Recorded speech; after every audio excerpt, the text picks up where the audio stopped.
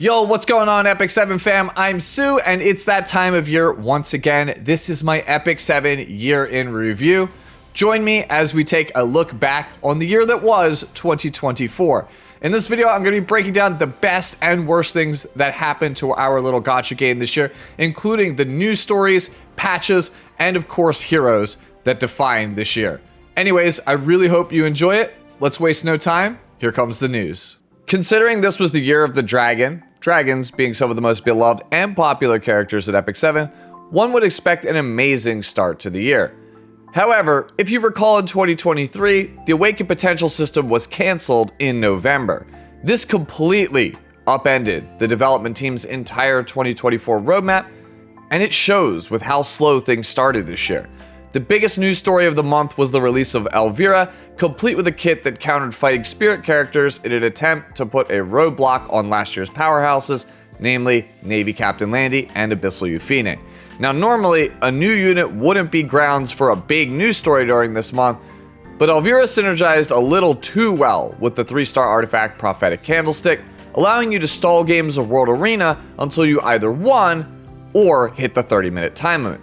This granted both parties a loss, by the way, if you actually did hit that limit. It was a lose-lose scenario for you if you were fighting Elvira, so Smilegate had to do an emergency hotfix to change her so that way she would no longer work with the artifact. Fast forwarding into February, we received the long-awaited revamp to Ancient Inheritance. At first, this change seemed really good as it allowed players to branch off from the old class-based system in favor of this new elemental-based one. By the end of the first run-through, however, it became pretty apparent that the old system was deeper, more interesting, and had more rewards in the form of infinitely farmable artifact charms. Moving on to March, we got perhaps the best quality of life change all year in the form of quick battling. Finally, we received those long-awaited skip tickets that people had been asking for in the Epic 7 community, letting us clear hunts and Spirit Altar at warp speed. After March, we move into April, which brought with it the first actual big gameplay update of the entire year with the Overlord collab. Einzulgon, Albedo, and Shaltir Bloodfallen all came to Orbis, complete with some pretty game-changing limited artifacts. While this was the gameplay content update that players were looking for, it was not the biggest news story of the month. You see, Smilegate had a much bigger problem concerning the former 2023 E7 World Cup winner, Marguerite. He was found to have cheated during the finals by getting help from outside parties during the draft phase of his games. Action was taken against him, having him return his prize winnings and having his name stripped from all in-game items. Additionally, Smilegate also announced stronger safeguards will be put in place against cheaters for this year's championship. For example, players would now be required to play in person in South Korea for the finals. Trust me, this won't be the only time we will be talking about cracking down on players for the 2024 E7WC in this video. May was perhaps the quietest month of the entire year, only having one event, and that is the World Cyber Games 2024 exhibition match between Team Korea and Team Global. At the end of the day, Team Global ended up taking home the win thanks to the help of YDCB, Lakari, and of course, Valky. June was the month that kicked off the Epic 7 World Cup 2024 preliminaries. As with each year, this was your chance to qualify for the biggest tournament of the year and watch all of the best players in the world compete. Well, maybe not all of the best, just some. You see, the shadow of Marguerite's cheating scandal loomed large over the E7WC 2024, and the measures that Smilegate took to ensure a fair playing field found some of the biggest content creators and best players being disqualified from the competition. Why? Well, that's between those players and Smilegate, as no official reason was ever given, at least to my knowledge. This obviously sparked some outrage amongst members of the community. If you had a favorite player who you wanted to root for and found them DQ'd with no reason given, that obviously would rub you the wrong way. July started off with a bang with arguably the most desired Moonlight hero of all time in New Moon Luna. While yes, the cheating scandals definitely loomed large over the game, nothing would stop the E7 Queen and her massive endowments from catapulting the game to over 8 million plus USD in revenue this month. This is nearly double the game's lifetime monthly average, and in some cases, quadruple the revenue of the game compared to some months back. I made a video detailing Luna and the iron grip she holds on the game as its unofficial mascot some months back, so if you're keen to check that out, you can find it linked in this video's description. But it wasn't just about a playable Luna this month. She was accompanied by a Days of Piercing Cold event featuring a revamped Hall of Trials and a brilliant story trailer with a voiceover performance by Cassandra Lee Morris as Fallen Cecilia. Sadly though, no FCC buffs during this event, despite her being one of the 2 central figures to promote the start of the E7 WC 2024. And as always, August is dominated by the finale of said Epic 7 World Cup. The games this year were incredibly thrilling to watch despite all the controversy, and all of this was backed up by an amazing set of casters. We had G-Clef, Genizod, Car6, Fart Pancakes, and possibly the hardest working duo at E7 today, Valky and Divine Shadow on commentary. They kept us all locked in on the edge of our seat for every single match. So many amazing players competed this year, far too many for me to list. The standouts include players that reached the final bracket like Oskizu, Nezuko, Rikazo, D-Xander, and of course the Korean Jesus himself, Gomiomi, who finally broke his E7 World Cup curse and made it all the way to the grand finals. Unfortunately for him though, he would be defeated by Hazama Ray from the Asia server, who only got to play due to a technicality letting him back into the tournament. You see, Hazama Ray was originally eliminated by Oskizu the week prior to the grand finals. The actual third contestant for the finals was supposed to be Nezuko, but as we talked about, the rules stated that you must play the finals in person, and Nezuko was unable to attend the event. Thus, due to a technicality, Hazama Ray was given a second chance at life, which he used to seize absolute victory. No disrespect to him, of course. If Vin Diesel has taught me anything in life, winning is winning, and damn it if Hazama Ray didn't play amazingly in the grand finals. Just feels like a weird turn of events considering all the hoops that we jumped through in order to make sure that the event ran smoothly. Congratulations to Hazama Ray on your hard-earned victory, as well as that brand new Robbie skin that I cannot wait to see in just a few months' time. Strap in for September, as I think this was easily the best month of the entire year. The conclusion of the E7 WC 2024 came with the announcement of the epic Dash Pass event.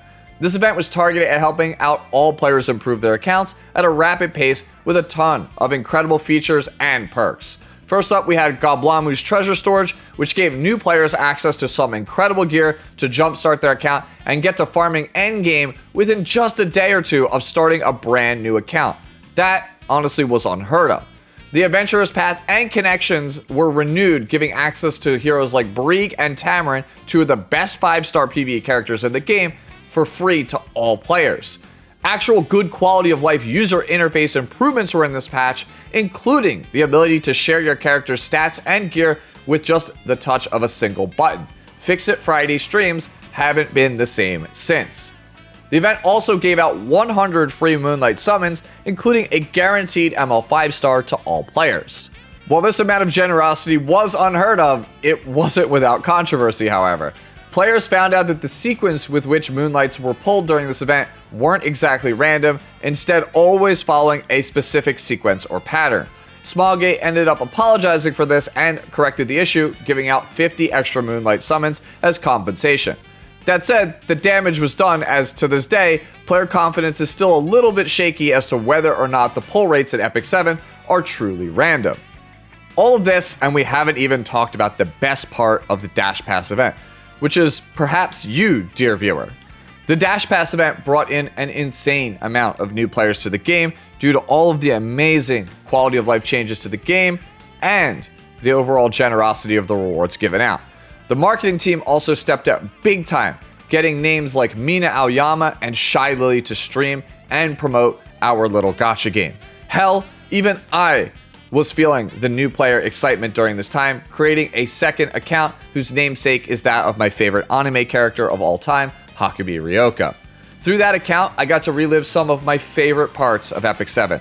The early game story, the feeling of not having any OP characters to hard carry me through things, climbing through the Abyss, which is probably my favorite piece of PvE content in the game, and of course, gaining new appreciation for some heroes such as Bad Cat Armin and Dollmaker Pearl Horizon along the way. It isn't even a question. September was the highlight of the year for me, and I truly hope it was for you as well. Honestly, the Dash Pass event needs to be a permanent feature for all new players. It is simply too good of an onboarding tool to not have access to it 6 years into Epic 7's lifespan. Super Creative and Smilegate, I'm begging you, please. October's biggest headline saw Kelly Ohanian, the longtime English voiceover artist behind Flan and Pirate Captain Flan, being replaced by a newcomer in Ashley Ebner. This was a move that seemingly blindsided everyone involved, Kelly included. You see, Kelly is a member of SAG-AFTRA, the union that represents nearly an entire industry of hardworking individuals who lend their amazing voiceover talents to a multitude of projects, video games included. They're currently on strike with a number of companies, including Blindlight, the company that provides the voiceover talent for Epic 7's English dub. The reason for the strike is, well, what else in 2024? Over artificial intelligence. AI has been used to replicate the talents of many artists, and big companies want to use those copies for commercial projects while only paying little to no money to those individuals who crafted the original performances in the first place. Kelly took to the website formerly known as Twitter to voice her displeasure about the situation of no longer being able to reprise her role as Flan. The gist of the matter is that Blindlight didn't sign an interim agreement with Kelly, one that would have allowed her to come back as Afternoon Soak Flan and the newly released Sea Witch Flan skin. This agreement provides critical protections for Kelly's likeness and livelihood from AI, while also not violating the strike picket line and offending her fellow co-workers. As someone who shines a spotlight on the voiceover talent who makes our game great in a huge chunk of my content, this story was very personal to me. Other content creators such as Senpai and E7 shoutcaster Divine Shadow were similarly outraged over Kelly's replacement. Divine even went so far as to boycott Afternoon Soak Flan entirely, refusing to pull for the character, which if you played any amount of E7 in the last 2 months, you know how important she is for the current state of the game. A number of us content creators remain committed to pushing for Kelly's return as Flan whenever the strike finally reaches a resolution. November was a pretty dry month as well, with only really 2 notable happenings. The PC client released earlier in the month to much fanfare after years of players begging for it, and later on in the month we got the emergency balance adjustment of Hellion Lua, a character that might be a little too overtuned now. To wrap up the Year of the Dragon in December, young Senya made her debut along with her side story A Day for Raspberry Pi. While it's certainly better than the miserable Biblis side story of last year, I don't quite think that it was the holiday event that the community was looking for. With the news stories out of the way, let's talk about the heroes that were released in 2024 for Epic 7. This year, we saw the release of 30 new heroes, down from 38 from last year and 37 in 2022. That's almost a 25% drop-off in hero releases. Of the 29, 17 are Moonlight or Limited heroes. Last year, we had 16 heroes that were Moonlight or Limited, so roughly the same amount of new Moonlights and Limiteds, but significantly less heroes in other categories. The 2 most glaringly obvious issues when talking about hero releases this year are specialty changes as well as game balance. Previously, we've averaged 3 or more specialty changes every single year, and that includes the original release year of 2018. 2024 had a single specialty change in Inheritor Amiki. Even though Amiki is one of the strongest characters in the game currently, there's this sense that the development team doesn't want to make new specialty changes, I feel like, amongst the player base. Is it because they simply don't have the resources to make them? Do they not want to make them because they don't generate revenue for the game? There's tons of players out there who are still waiting for specialty changes for their favorite 3 stars, such as with Gloomy Rain, Helen, and more. 2024 having only 1 specialty change feels like we're moving further away from E7 being a free-to-play friendly game and more of a pay-to-win game only meant for whales. And that's something we'll really hammer home on the next point of game balance. I don't really think it's a big secret that this year's power creep was on an absurd level. A good majority of the new Limited and Moonlight heroes in this year are the best characters in the game, full stop. Since Lia's release in February, a good 80 to 90% of Limited and Moonlight heroes were mandatory pickups if you wanted to be even close to competitive in the PvP scene of this game, which is Epic 7's primary endgame, mind you. With the current in-game economy, players cannot keep up with the overall power of most of these units without getting lucky or spending actual real-world dollars, which is not a good sign if your goal is to maintain the 10-year plan. You know, the goal to make E7 a game that lasts for a decade. So, you may be asking, who is the best RGB that's red, green, or blue character of the year? Well, we already touched on Inheritor Amiki, who is obviously very strong, but she's not the best RGB unit of the year.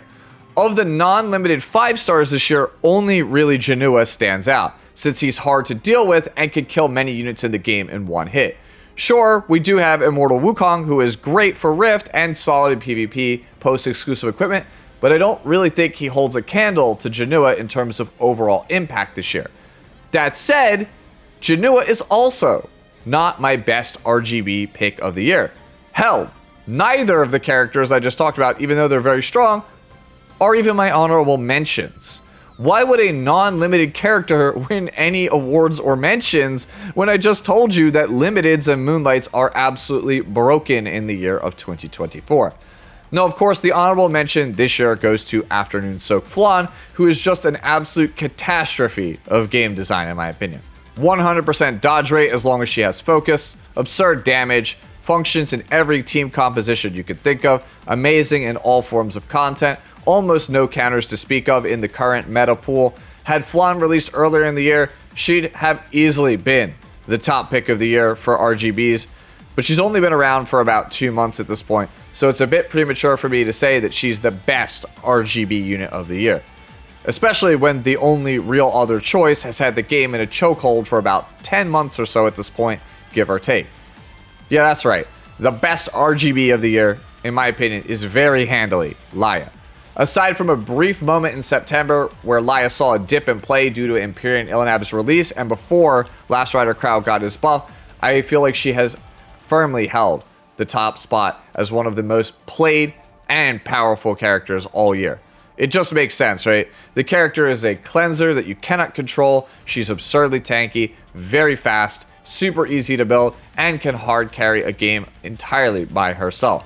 She's pretty much the poster child for everything wrong with a modern hero design in Epic 7. It doesn't really bring me any pleasure at all to call her the RGB unit of the year, but it's very hard to deny that she has been the most impactful RGB at every single level of gameplay for the vast majority of the year. And now for the big one, the Moonlight character of the year in my opinion, and it was a very difficult decision. You see, aside from the 3 stars, 4 stars, as well as the first and last 5 stars of the year, those being Dragon King Sharon and Bystander Huayang, every other Moonlight release this year is absolutely broken. If you wanted to know what the best characters in Epic 7 currently are, it's just all the Moonlight 5 stars released this year, besides Sharon and Huayang. Oh, and Laya and obviously Flan as well. Every single Moonlight that came out from C-Fan and Politis onwards just completely warped this game. It's honestly depressing to think about, especially as a content creator. What am I supposed to tell my audience? If you skip this new Moonlight 5-star, then, well, you're not going to be able to counter the OP thing that currently dominates the game. And considering the Mystic Metal economy in E7, you could expect the average low spender or free-to-play player to only have about a third or less of the characters that debuted this year. The Dash Pass event was super good, but with game balance like this, I wonder how you're going to retain all those new players that you just brought in. As for which Moonlight 5-star gets the honorable mention and who gets the best one of the year, there's only really 3 choices in my opinion. New Moon Luna, Empyrean Illinav, and Harseti. That's not to say that Politis, Lua, and Senya aren't broken, because they absolutely are, but these 3 ladies change the way we think about the entire game. New Moon Luna literally shuts down so many of the game's characters and can be played in any team composition with any playstyle you like due to her amazing bulk and blazing fast speed. Empyrean Illinav is more geared towards turn 2, but just like with Luna, she boxes out a good portion of the cast, being probably the most overloaded knight of all time. She has injury, lifesteal, a defense buff for her team, tons of free combat readiness, good damage, the best tank stat line in the entire game, and a cleanse on top of all of that for her team because F you, that's why. Not to be outdone by the previous 2, Harsetti's passive created an entirely new playstyle and caused the entire player base to completely change the way they think about the game and build their entire roster. Any one of these waifus is good enough to be Moonlight 5-star of the year. Hell, these are the 3 best units in the entire game, in my opinion. If I can only choose one, though, I'm going to choose with my heart and choose New Moon Luna as the best hero of the year. While Illinab is strong, she doesn't feel broken to me so much as just having too much in her kit. I don't get that overwhelming sense of dread from her as I have with other heroes in the past, such as Blue Lua at the height of her prime, or Death Dealer Ray. And Harsetti, while she did redefine the game as we know it, I worry that her value will diminish slightly due to Young Senya's release, and if third pick ban protection ever goes away in World Arena. Luna, though, I don't know how a kit that generically strong, with a stat line that generically broken, on a character with that many build paths could fall out of favor anytime soon. That's why she's my Moonlight character of the year. Anyways, let's move on to artifacts. This year we had 15 artifacts, up 1 more from the 14 in 2023, but still a far cry less than the 25 in 2022 and similar numbers in years past. Of these, I have a 2-way tie for the best artifact of the year in 3F and Sweet Miracle. Both of these artifacts are complete game changers. 3F opens up incredible build paths on so many nights and puts out so much damage effortlessly. Sweet Miracle makes heroes like Laya, Conqueror Lilius, Urban Shadow Shoe, and more completely uncontrollable for the first couple of turns of a game and lets them dominate. I also want to give a shout out to Bird's Eye View and Renewed Will as honorable mentions, both of which are amazing, but only for those players who are whale enough to have maxed out copies. Wrapping up this section, let's talk about exclusive equipment. We had 16 this year, up from the 12 in last year, but still down from 18 in 2022. We would have had the same number as 2023 had it not been for the introduction of the Moonlight 5-star exclusive equipments that were released in July. While Archdemon Shadow is the newest exclusive equipment and is proving to be incredibly powerful and probably will set the tone for 2025, I think the best exclusive equipment of the year has to go to Bloodblade Corinne. This exclusive equipment honestly feels like a massive design mistake and has turned Corinne into one of the game's most difficult to answer and powerful damage dealers. The fact that it's on an easy to acquire character too means that no matter what your level of play is, you will run into Bloodblade Corinne with this exclusive equipment. And that's going to do it for my recap of Epic 7 in 2024. While there were certainly some high points such as the Overlord collab, Days of Piercing Cold, and the incredible Dash Pass event, I'm going to grade this year as an F, as in a failing grade. And that may seem harsh, but let me explain. I'm aware that Super Creative has been set back due to the cancellation of the Awakened Potential system in 2023. I'm aware that their efforts are split due to the upcoming release of Chaos Zero Nightmare, which was delayed from its late 2024 release into 2025. This year, the esports dream of E7 was completely mired in controversy, from cheating to players being DQ'd with no public reason stated, to Hazama Ray being eliminated then suddenly being let back into the tournament last second. Hype generated from the Overlord collab, Dash Pass event, and big name streamers like Shy Lily promoting the game feel like they were never capitalized on, letting all of that excitement built up be squandered. The onboarding process for new players, while better now than it has ever been, is a far cry from many of the other games currently in the gacha space on the market today. The only patches I feel that actually added significant value to the game were these 6 patches on your screen. March 28th, Quick Battling added. April 18th, the Overlord collab. June 20th, the Arena revamp. July 4th, the Days of Piercing Cold event featuring the Hall of Trials revamp. September 2nd, the Dash Pass event. And October 24th, the best balance adjustment of all time for Epic 7. The total amount of features and content added to E7 this year is less than what you'll find in Hoyoverse's 1.4 update for Zenless Zone Zero. That game's one patch has more quality of life improvements to its game than E7 had all year. And it has tools that I wish our game had. It has a feature that allows players to figure out how to gear their characters properly in case they don't know. It has a planner, so that way you can map out what you still need to farm for each character and more. And you could say, Sue, that's not fair. Hoyoverse is $1 billion company. How is Smilegate ever supposed to compete with that? And that's probably a true statement. But consider ShiftUp, another South Korean gacha game company just like Smilegate. What they've achieved in the last 2 years is nothing short of remarkable. They went from next to nothing to fast-tracking themselves to becoming the next Hoyoverse. And it's incredibly easy to see why that is. The player base, no matter who you ask anywhere in the world, always says the same thing. ShiftUp has devs that feel like they really care about their game and their players. They are incredibly transparent with roadmaps, surveys, and more. Hell, the game's director even wished their player base a Merry Christmas as well as a Happy Holidays. And this is to say nothing of the stream that debuted before Christmas that feels like it has more features announced, more balance adjustments, more content, and more collabs than E7 got in the entirety of 2024, and they did all of it in just 30 minutes. Being an enfranchised Epic 7 player since day one, someone who truly loves this game, seeing all of its peers effortlessly pass it by day after day is heartbreaking and downright frustrating to me. We are at the point where Outbreak, the other gacha game made by Smilegate, has, in my opinion, way better content and updates than Epic 7.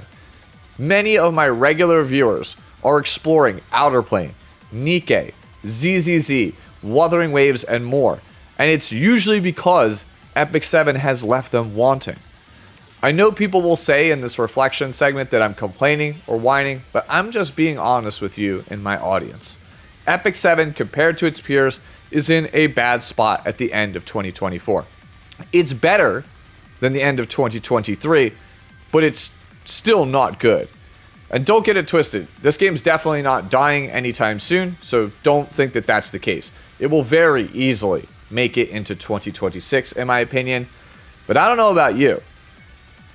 I don't know if I really want to spend another 12 months farming the same Nightmare Raid with no new Abyss or other hard PvE content, dealing with this same terrible arena and Hall of Trial system that we have in place now. Even though this past season of World Arena was fun for me, I just know in my heart that PvP could just be so much better if the devs showed even an ounce of backbone. I want more from my game. Nothing on the market is like Epic 7.